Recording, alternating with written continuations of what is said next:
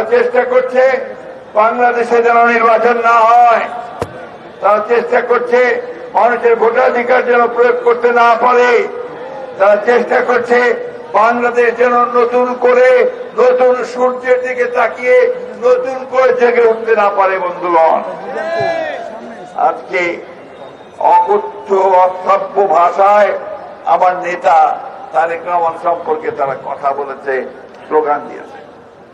তারা ভেবেছিল যে কথাগুলো বললে এবং স্লোগান দিলে বিএনপি বোধহয় ঘরের মধ্যে ঢুকে যাবে।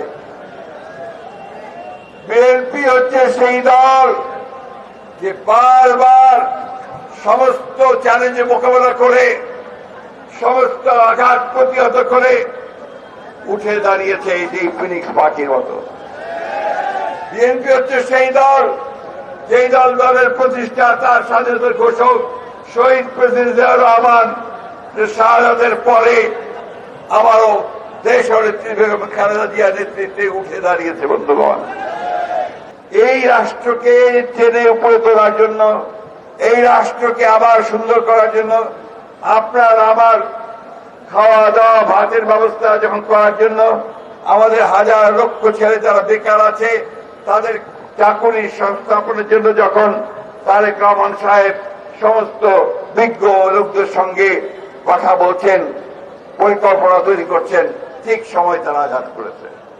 বন্ধুগণ, পরিকল্পনাটা অত্যন্ত ভয়াবহ যে বাংলাদেশে আবার একটা অস্থিতিশীলতা সৃষ্টি করা, অস্থিরতা সৃষ্টি করা, বিভাজনের সৃষ্টি করা, বাংলাদেশকে আবার একটা জায়গায় নিয়ে আসা যেখানে গণতন্ত্র আবার তিরোহিত হবে। বন্ধুগণ, সেই জন্যই আজকে আমাদের যে দায়িত্ব, সবচেয়ে বড় দল হিসাবে, গণতান্ত্রিক দল হিসাবে, আমরা এই 24 জুলাই এবং আগস্টে আমরা একসাথে একজোট হয়ে ছাত্র জনতা আমরা সেই ভয়াবহ ফ্যাসিস্টকে দেশ থেকে বিতাড়িত করেছি।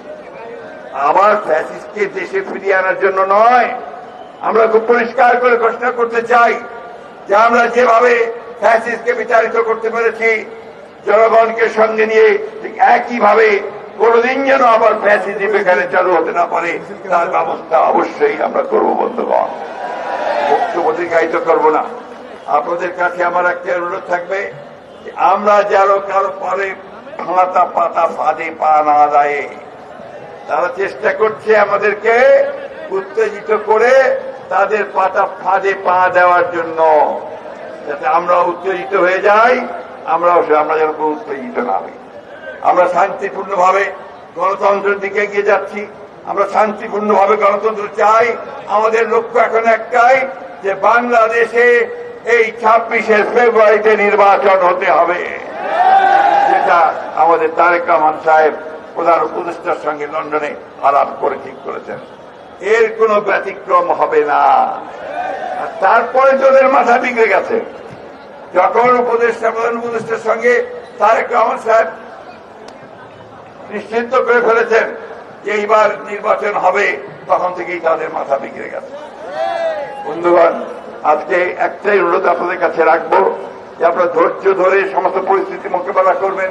নেতাদের কাছে অনুরোধ রাখবো যে আপনারা এমন কিছু হতে দেবেন না যাতে আমাদের ওই গণতন্ত্রের শত্রুরা, যারা আজকে তারেক সাহেবের বিরুদ্ধে বলে তারা গণতন্ত্রের শত্রু, যারা বিএনপির বিরুদ্ধে বলে তারা গণতন্ত্রের শত্রু, তারা এই দেশের মানুষের বিরুদ্ধে কথা বলে। বন্ধুগণ, তাই আসুন আজকে এই শান্তিপূর্ণ একটা র্যালির মধ্য দিয়ে আমরা সবাইকে জানিয়ে দিতে চাই যে গণতন্ত্রের প্রশ্নে আমাদের কোনো আপোষ নাই। আমরা নির্বাচন চাই, যে সিদ্ধান্ত হয়েছে সেই সময়টাতেই আমরা নির্বাচন চাই।